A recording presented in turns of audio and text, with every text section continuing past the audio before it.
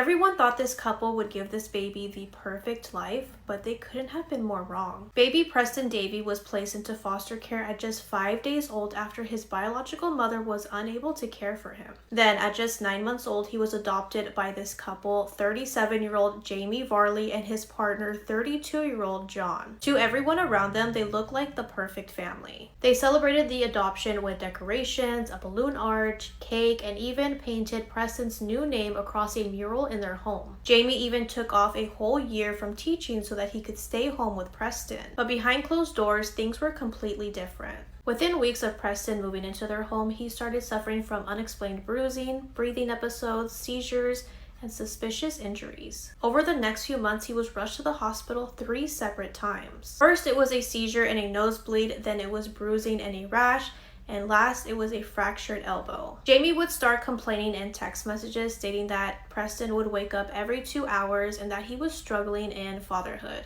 Then on July 27th of 2023, Jamie rushed Preston to the hospital, claiming that he had left him alone in the bathtub for just a few minutes, and then when he went to go check on him, he was underwater. But investigators immediately noticed that something wasn't right. Preston was completely dry and there was no evidence that he inhaled water, and doctors were unable to revive him. A post-mortem examination revealed the horrifying truth. Preston suffered over 40 internal and external injuries. Sadly, he was essayed, they would force things in him, and the medical examiner ruled out drowning as his cause of death. The couple who promised to give Preston a loving home subjected him to months of horrific abuse. Jamie was convicted and sentenced to life in prison, and John was sentenced to 25 years in prison.